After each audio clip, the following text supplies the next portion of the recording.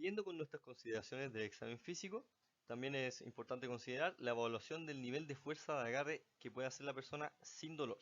Con un dinamómetro también le pedimos a la persona que genere la mayor presión posible sin generar sintomatología dolorosa.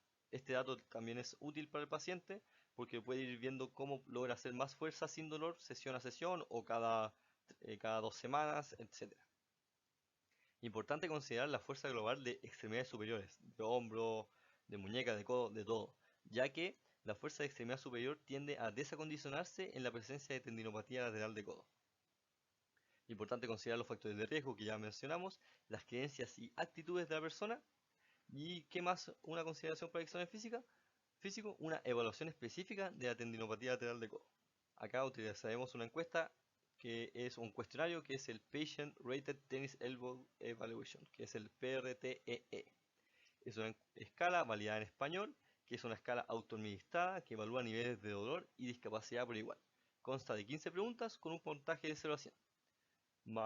Mayor puntuación, mayor discapacidad y mayor problema. Después veremos una estratificación de estos puntajes. Continuando con las consideraciones del examen físico en un paciente que sospechamos de una tendinopatía lateral de codo, está la presencia de una sensibilización central. En este caso tenemos que pesquisar durante el examen si existen signos, también durante la anamnesis, si existen signos o creencias o conductas que puedan orientarnos a un paciente que se encuentra con cursando una sensibilización central. Aquí podríamos ver una hiperalgesia térmica o mecánica, signos de sumación temporal, alodinia, estímulos que no son nocivos, que ahora están causando dolor, evaluar las creencias del paciente, y acá los insto a usar cuestionarios pertinentes y específicos que existen, y imagino que los estamos viendo, lo hemos visto durante el curso, de evaluación específica para la sensibilización central. Súper importante porque el manejo es diferente versus un paciente que está cursando con un cuadro agudo. Y ahora vamos a hablar un poco de una posible estratificación utilizando el cuestionario PRTEE que vimos en la diapositiva anterior. Y aquí va a hacerse un puntaje. Vamos a tener tres estratificaciones diferentes. Una estratificación menor, de un riesgo menor a desarrollo de cronicidad del cuadro, que va a ser cuando haya un puntaje menor a 33 puntos.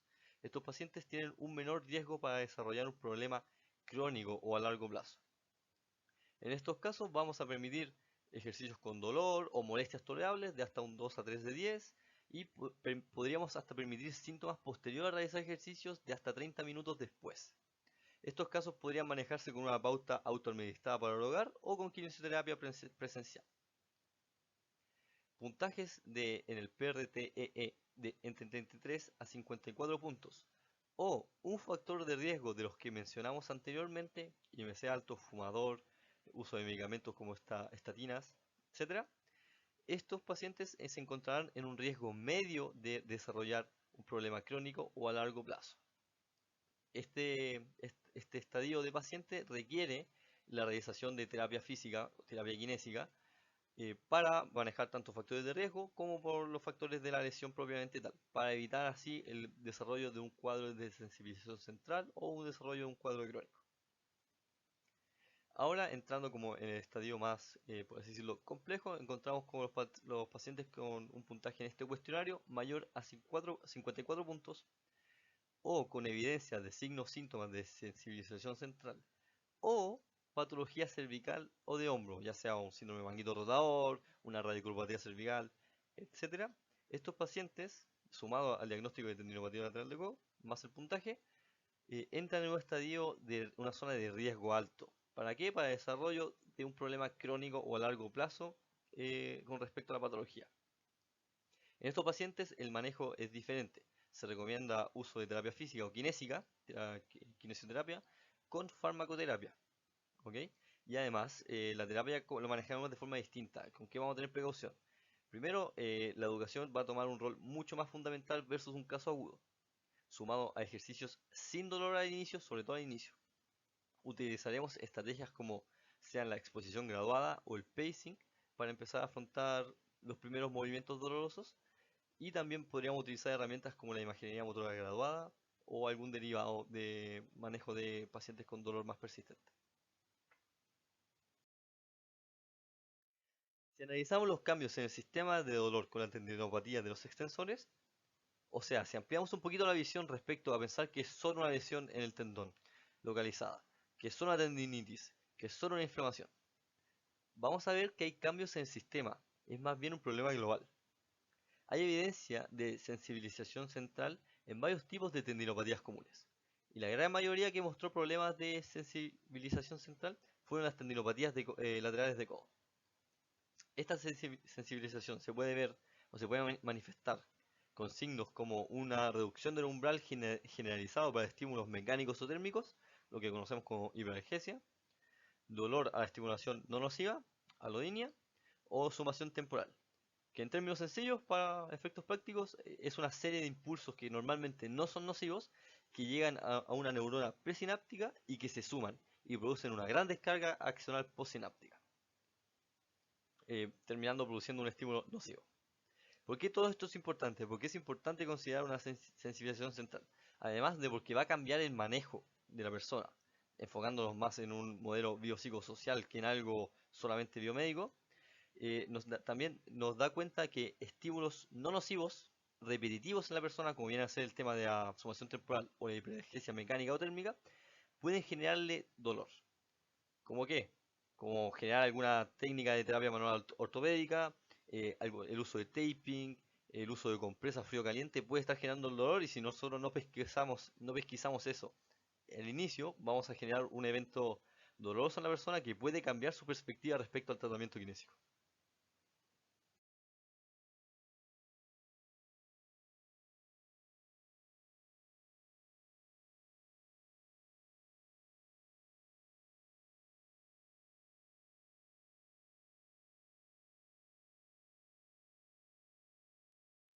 Cuando tratemos a una persona que esté cursando con una tendinopatía lateral de codo, es posible que veamos algunos patrones adaptativos o adaptaciones motoras a los movimientos que hacen normalmente. Dentro de esto se han visto que en casos crónicos hay patrones adaptativos en la extensión de muñeca, donde los pacientes tienden a extender la muñeca acompañada de la extensión de los dedos. Esto es para suplir un poco el déficit de fuerza o evitar, dentro de lo posible, que les genere dolor la extensión de muñeca. Entonces acompañan con la extensión de los dedos, realizando una extensión de la mano abierta. También se ha visto que en casos de una tendinopatía lateral de codo unilateral, por ejemplo del brazo derecho o ya sea del izquierdo, se ven déficits bilaterales de fuerza, tanto de prensión como de los flexos tensores de muñeca, como de rango de flexoextensión o de pronosupinación en ambas extremidades superiores. Durante el grip o durante la prensión se ha visto también que posicionan la muñeca en leves 12 grados en promedio de flexión de muñeca, haciendo un déficit de extensión de 12 grados, para también evitar que probablemente que la prensión le genere dolor. ¿Qué pasa en este momento? Al posicionar la muñeca en flexión y de realizar prensión, vamos a posicionar la muñeca en una posición desventajosa mecánicamente hablando al momento de la prensión, pudiendo estar relacionado a la pérdida de fuerza durante el agarre. Nos vamos a encontrar con un déficit en la velocidad de movimiento y el tiempo de reacción de ambas extremidades superiores y de la musculatura de extremidad superior global, o sea, hombro, codo, muñeca y mano.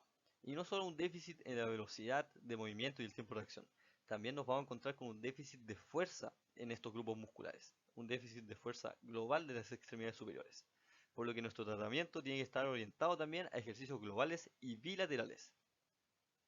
Es muy posible que si el cuadro evoluciona y persiste y se trata de un cuadro más crónico o persistente, nos encontremos con una reorganización de la corteza motora. Entonces vamos a tener que trabajar con una rehabilitación de arriba hacia abajo. No solo tratar el codo, sino que tratar a la persona, educarla, reorganizar algunos patrones motores, educarla respecto al dolor y a la nocicepción, y ir pasando hacia los ejercicios propiamente tal de codo.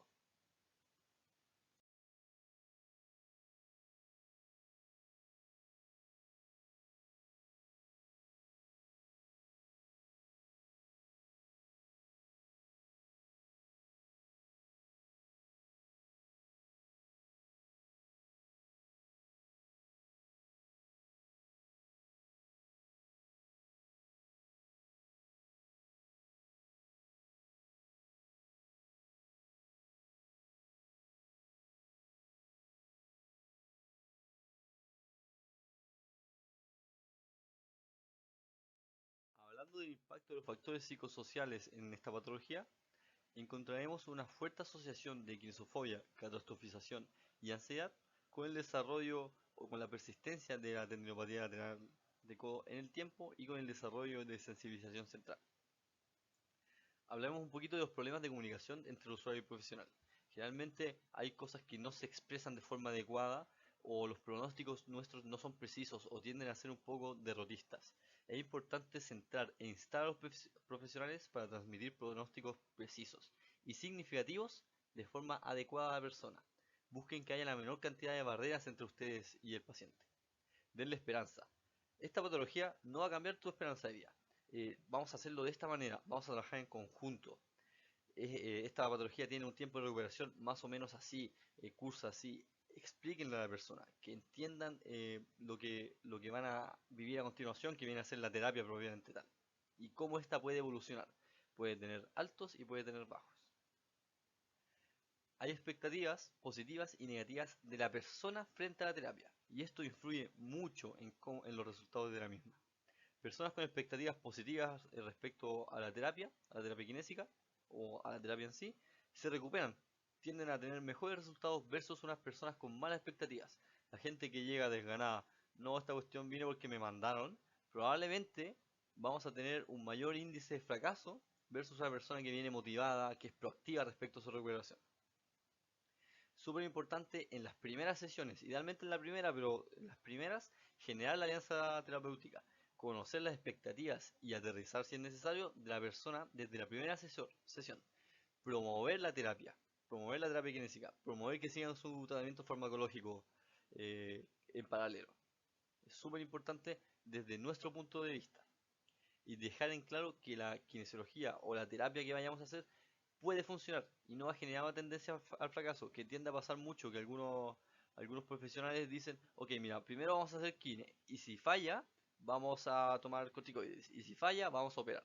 Entonces, traten desde el primer punto, cuando les llega desde el punto de vista kinésico, por ejemplo, cuando les llega un paciente, aclarar, mira, la kine puede funcionar, se puede demorar esto, es posible que cursemos con altos y bajos, pero no necesariamente vamos a caer en una cirugía o no es que esto va a fallar sí o sí. Desde la primera sesión o desde sus primeros encuentros, traten de que el paciente sea proactivo con esto, háganlo participar, incluyanlo en sus objetivos y conozcan también sus expectativas y lo que él cree que va a pasar. Al momento de tratar a una persona con esta patología es muy importante plantearse qué funciona realmente. En la literatura vemos que la quimioterapia es el tratamiento más común seleccionado por los profesionales. Además, la evidencia ampliamente respalda el ejercicio terapéutico en cuadros crónicos de esta patología. ¿Qué sabemos de los corticosteroides? Tienen una mala evidencia para el porcentaje de recuperación versus el curso normal de la enfermedad o la terapia kinésica. Además, a los 12 meses posterior a la aplicación de corticosteroides, vemos que hay 10 veces mayor probabilidad de recurrencia y 5 veces menor porcentaje de tasa de éxito versus el curso normal de la enfermedad o la terapia kinésica. Y de la cirugía, tenemos mayor información. Se ha visto que no tiene mayor efectividad en comparación al tratamiento conservador. Así que sería útil también educar a los pacientes respecto a estos ambos dos últimos puntos previo al inicio de cualquier proceso de rehabilitación. ¿Cómo apuntar a la rehabilitación de esta patología? ¿Cómo vamos a dirigir un tratamiento para abarcar todos los elementos que involucran esta patología? Nuestra arma principal va a ser el ejercicio. A través de él vamos a buscar cambiar las propiedades viscoelásticas del tendón. Todo esto relacionándolo con aplicar un programa de resistencia adecuado para el tendón de cada persona. Con el ejercicio buscaremos generar cambios mecánicos en stiffness, cambios en la composición y en la orientación del tendón, cambios morfológicos que viene a ser el área de sección transversal del mismo tejido. Otra herramienta también muy útil va a ser ejercicios de control motor o control motor propiamente tal, donde vamos a reaprender ciertos patrones motores o patrones de movimiento que pueden estar siendo compensados en cierto punto y que pueden contribuir de cierta manera a la patología o a la pérdida funcional que causa la patología. Y otra herramienta que podemos utilizar para atacar el miedo y la catastrofización que pueden estar cursando estos pacientes son herramientas como la exposición graduada, el pacing o educación, dentro de otros.